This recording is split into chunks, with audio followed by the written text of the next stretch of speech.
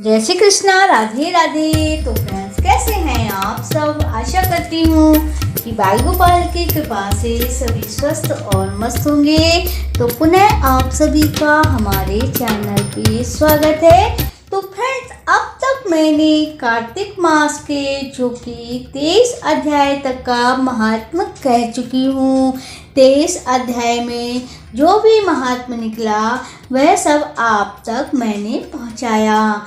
तो आशा करती हूँ कि आज मैं जो 24 अध्याय कार्तिक मास का महात्म्य कहूँगी वह सब आपको जरूर ही पसंद आएगा, पहले की तरह। तो आज मैं कार्तिक मास का 24वां अध्याय का महात्म्य वर्णन करने जा रही हूँ। आज इस कार्तिक मास के 24वें अध्याय में जो कि वर्णन है कि किस तरीके से कृष्णा, वेणी और ये सारी नदियाँ बन गई, इनको किनका श्राप मिला, किस श्राप से भगवान कृष्ण, भगवान शिव और ब्रह्मा जी और गायत्री जी और जो सावित्री जी, ये सभी नदियाँ के रूप में जो कि बहने लगी। तो आशा करती हूँ कि आज की यह कथा आप सभी को अवश्य ही पसंद आएगी। अगर पसंद आए तो कमेंट में जय श्री हरि विष्णु जरूर लिखिएगा और वीडियो को ज़्यादा से ज़्यादा शेयर कीजिएगा, जिससे कि यह महात्म्य और वर्णन औरों तक पहुँचे। चलिए तो शुरू करते हैं कार्तिक मास का 24वां अध्याय। बोले वृंदावन बिहारी लाल की जय, भगवान विष्णु की जय, माता लक्ष्मी की जय, माता तुलसी की जय। तो चलिए शुरू करते हैं 24वां अध्याय। प्रतु बोले, कृष्ण वेणी के तट में शिव और विष्णु के गणों ने वैश्य के शरीर से कला निकाली। ये आपने हमसे कहा, ये उन नदियों का प्रभाव है अथवा उस क्षेत्र का हे धर्म यज्ञ, इसमें हमको बड़ा संदेह है, हमसे कहो। इस विषय में नारद जी बोले, कृष्ण ने साक्षात कृष्ण का वह शरीर है और वेणी शिव जी का स्वरूप है। उनके प्रभाव को चतुर्मुख ब्रह्मा जी भी नहीं कह सके। और तो आज मैं उनकी उत्पत्ति कैसे हुई आपसे कहूँगा, तो विधि पूर्वक सुनिए और जो कि सुनो पहले क्या हुआ। मानवता में ब्रह्मा जी ने जो कि रमणीक और साम्राज्य के शिखर पर यज्ञ करना चाहा। यज्ञ की सामग्री इकट्ठी करके देवगणों के साथ विष्णु और महादेव को संग कर उस शिखर में ब्रह्म देवता मुहूर्त में भृगु आदि मुनि ने उनकी दीक्षा विधान के लिए प्रीतिपूर्वक समाज और उनकी स्वरा नाम की पत्नी को बुलाया। वह धीरे धीरे चली। तब भृगु विष्णु से बोले, हे विष्णु, आपके बुलाने पर भी वह नहीं आई। मुहूर्त बीता जा रहा है, अब दीक्षा विधान कैसे होगी? श्री कृष्ण जी बोले, जो शीघ्र स्वरा नहीं आती है तो यह गायत्री का दीक्षा विधान करिए। क्या इस पवित्र कार्य में यह उनकी स्त्री है? नारद जी बोले, रुद्र ने विष्णु को ये वचन मान लिया और भृगु के इस वचन को सुनकर गायत्री को ब्रह्मा जी के दक्षिण भाग में बिठाकर दीक्षा विधान का प्रारंभ किया।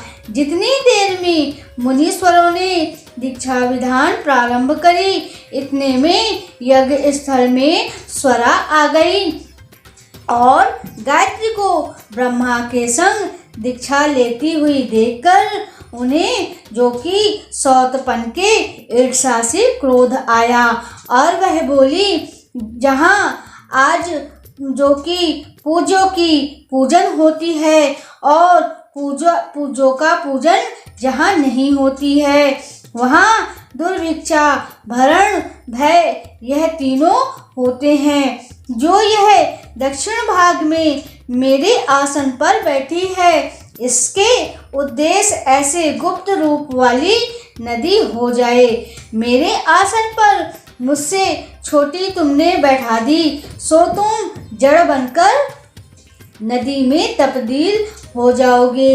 इसके साथ सुनकर क्रोध के मारे कांपते हुए होठों से देवताओं के रोकने पर भी गायत्री बोली, ब्रह्मा तेरी भांति मेरी पत्नी है और तूने जो कि व्रत में श्राप दिया, इससे तू भी नदी हो जा।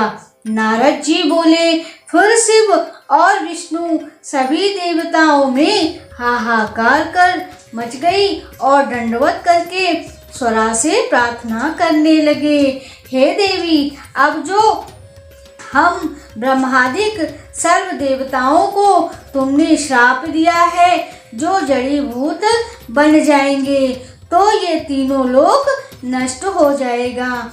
ये श्राप तुमने बिना विचारे दे दिया है, ये लौटना चाहिए। स्वरा बोली, हे देवताओं, तुमने यज्ञ आदि में गणेश जी का पूजन नहीं किया है, इससे मेरे क्रोध में ये विघ्न आया और निसंदेह पैदा हुआ।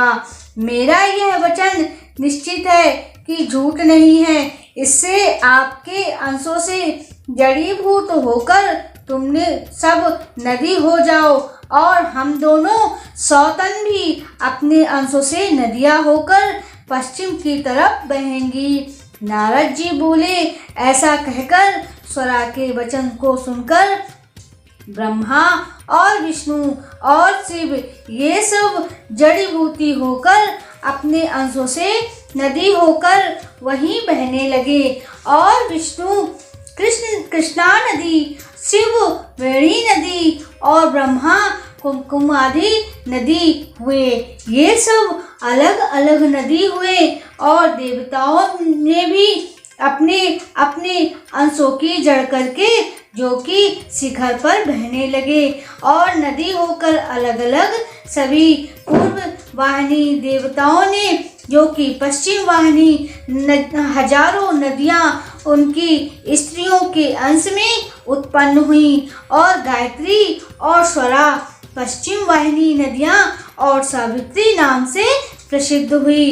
ब्रह्मा जी ने उस यज्ञ में विष्णु और शिव दोनों ही की स्थापना की, जो महाबल और अतिबल नामक देवता हुए। कृष्ण और वेणी के इस वर्णन को जो मनुष्य सुनेगा अथवा दूसरों को सुनावेगा, उनको इन पावन नदियों के दर्शन के समान फल प्राप्त होगा। तो इतिश्री समाप्त। आज कार्तिक मास का 23वां अध्याय भी समाप्त होता है। तो आशा करती हूँ कि आप सभी को आज यह कार्तिक मास का 23वां अध्याय भी पसंद आया होगा।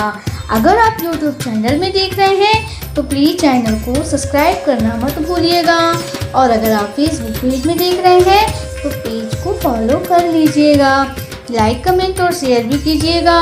नोटिफिकेशन के बटन दबा करके ऑल जरूर कीजिएगा, जिससे हमारी सभी वीडियो आप तक पहुंचती रहें। अपना बहुत ख्याल रखिएगा। हम फिर से मिलेंगे एक नई वीडियो और एक नई जानकारी के साथ।